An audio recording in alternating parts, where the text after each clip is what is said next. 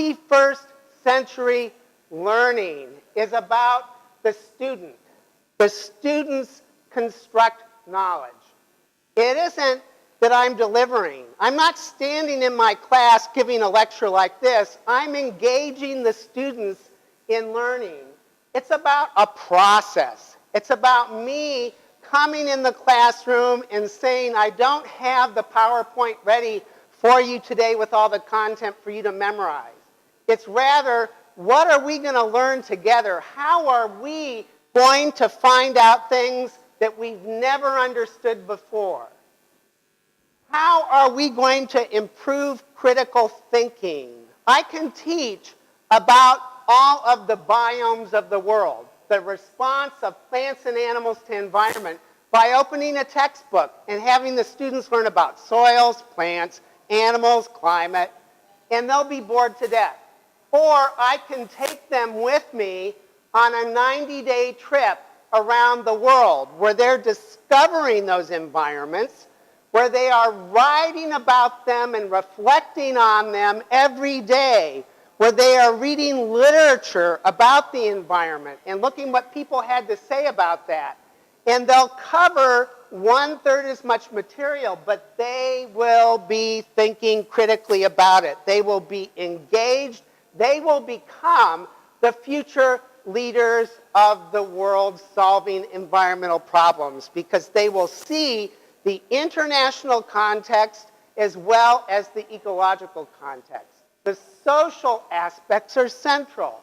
The interdisciplinary approaches are central. As a scientist, we cannot solve the problems of the 21st century by being a scientist. It's not about the science. It's about changing people's attitudes. It's about changing people's values, about getting people to embrace the fact that we're all one humanity. We live in one world. We have to love one another. We have to work with one another. How can that be a message in a classroom that centers on science? It can't. People will say you can't talk about that stuff in science. And yet, for us to reflect on the 21st century, we need to have classrooms that don't deliver information. It needs to be about the students centering on ideas which we put in front of them, which they use to work with one another. It's about taking ourselves as teachers and surrendering control that we have over the classroom to our students. Boy, is that scary.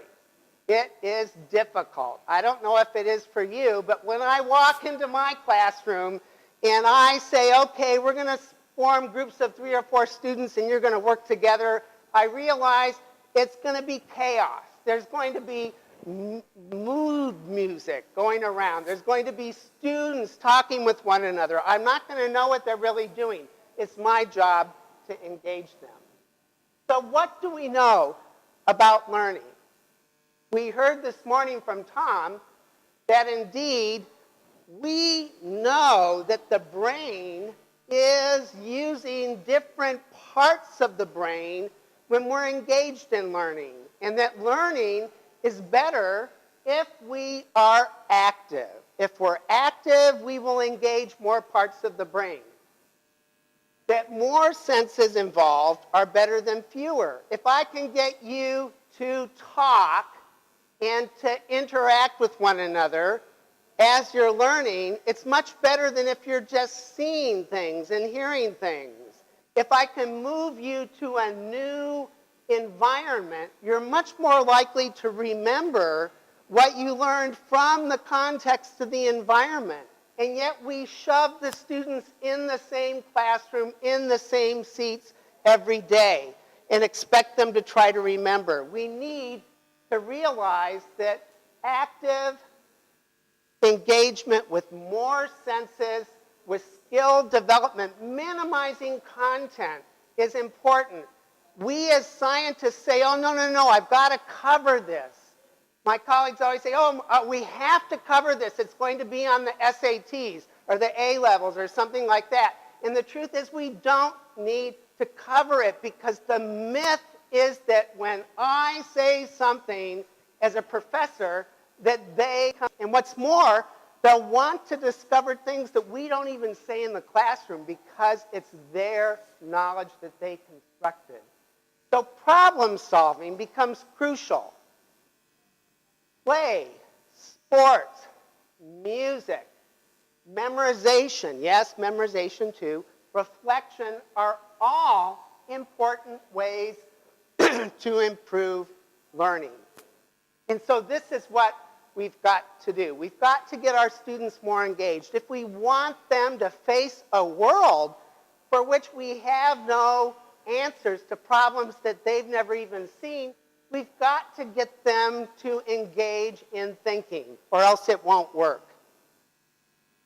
So we're going to have a look at a quick video and see how this classroom of today looks. And I want you to think about this because I'm going to ask you, is this what your classroom looks like? Because this is what most classrooms look like in the sciences. And we're going to go to our video.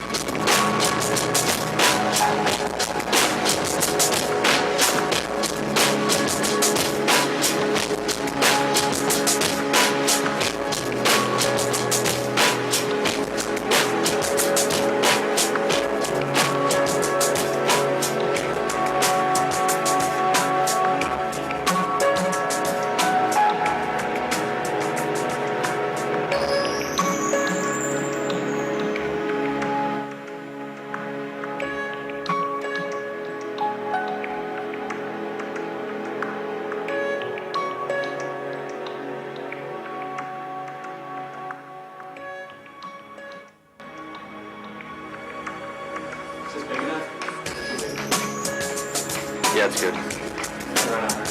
Probably.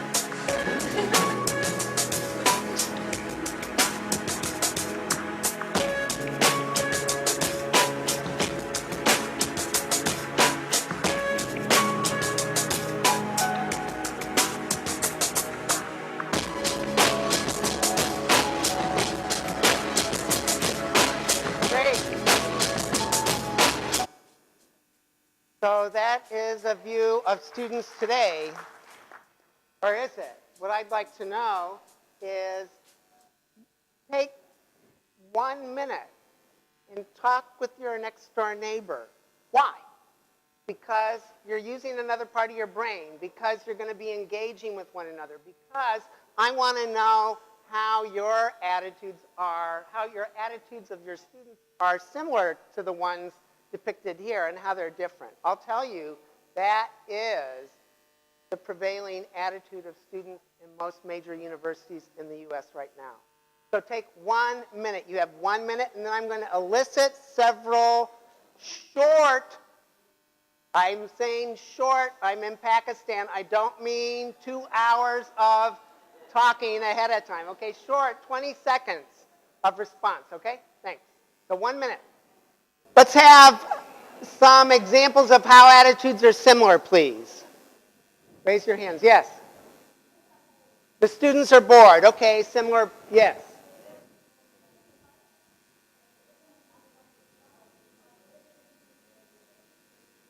They're bringing mobile phones and texting to one another in class.